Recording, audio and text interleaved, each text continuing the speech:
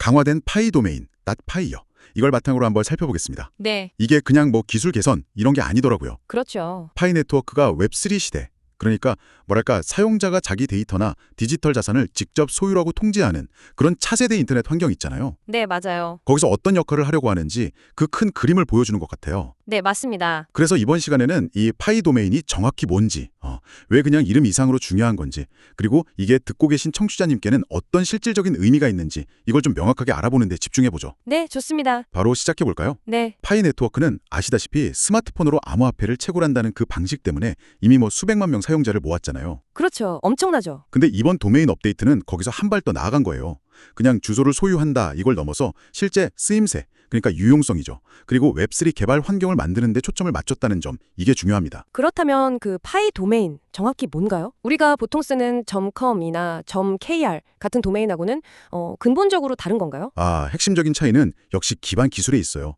파이 도메인은 블록체인 기술 위에 존재합니다. 아, 블록체인. 네. 특정 기관이 중앙에서 관리하는 닷컴 같은 거랑 달리 파이 도메인은 파이 네트워크 블록체인 자체에 기록되고요. 그 소유권은 전적으로 사용자한테 있는 거죠. 사용자 소유권이요? 네. 이게 뭘 의미하냐면 검열이 어렵고 더 안전하고 본질적으로 사용자 중심적이라는 거죠.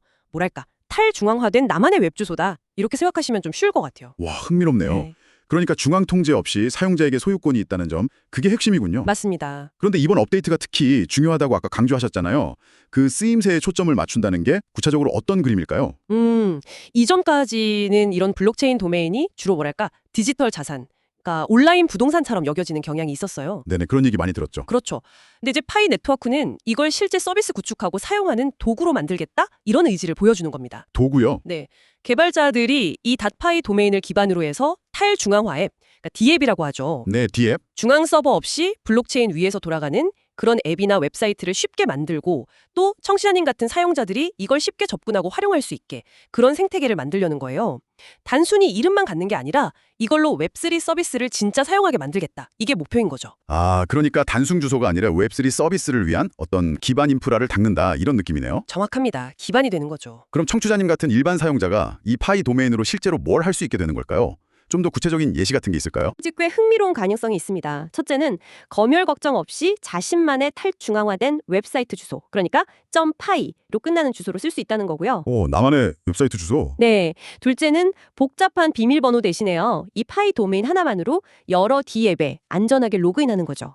일종의 웹3 여권 같은 디지털 신원증명으로 활용될 수 있어요. 신원증명이요? 그건 정말 편리하겠는데요? 그렇죠. 그리고 셋째는 긴 암호화폐 지갑 주소 있잖아요. 그거 대신 yourname.py처럼 기억하기 쉬운 도메인 이름으로 파이코인을 주고받는 거죠. 간편 결제가 가능해집니다. 이메일 주소 쓰듯이요. 주소 외울 필요 없이요? 네. 마지막으로 개발자들 입장에서는 이 도메인 시스템을 활용해서 뭐 탈중앙화된 마켓플레이스라던가 소셜미디어 같은 새로운 형태의 서비스를 만들 수 있는 그런 기반이 되는 거고요. 와, 정말 다양한 가능성이 열리네요. 특히 그 디지털 신원증명 기능은 우리가 지금 쓰는 뭐 소셜 로그인 같은 거랑 비교하면 사용자 입장에서 큰 변화를 느낄 수 있을 것 같아요. 맞습니다. 편리함과 보안성을 동시에 잡을 수 있죠. 근데 궁금한 게 이더리움 네임 서비스, ENS나 언스토퍼블 도메인 같은 다른 블록체인 도메인 프로젝트들도 있잖아요. 네, 있죠. 파이 도메인만의 좀 차별화되는 지점? 그런 게 있을까요? 네, 좋은 질문입니다.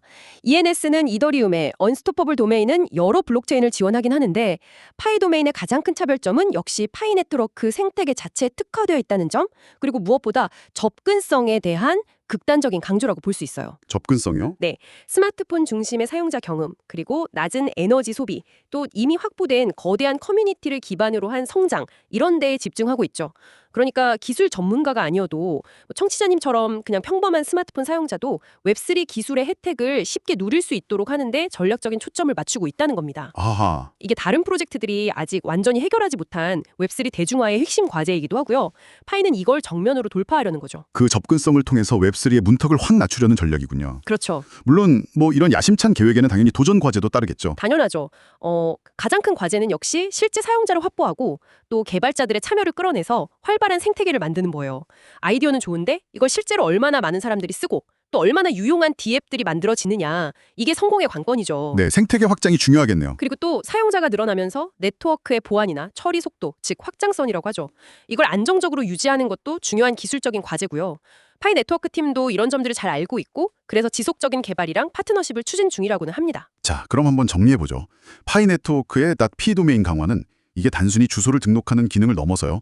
실제 웹3 환경에서 정말 유용하게 쓰일 수 있는 도구로 이걸 진화시키려는 아주 중요한 발걸음이다. 예, 그렇습니다. 특히 디지털 신원 확인이나 간편 결제, 그리고 탈중앙화 서비스 접근 같은 실용적인 가능성을 그 거대한 모바일 사용자 기반 위에서 구현하려는 시도다. 이렇게 볼 수 있겠네요. 정확합니다.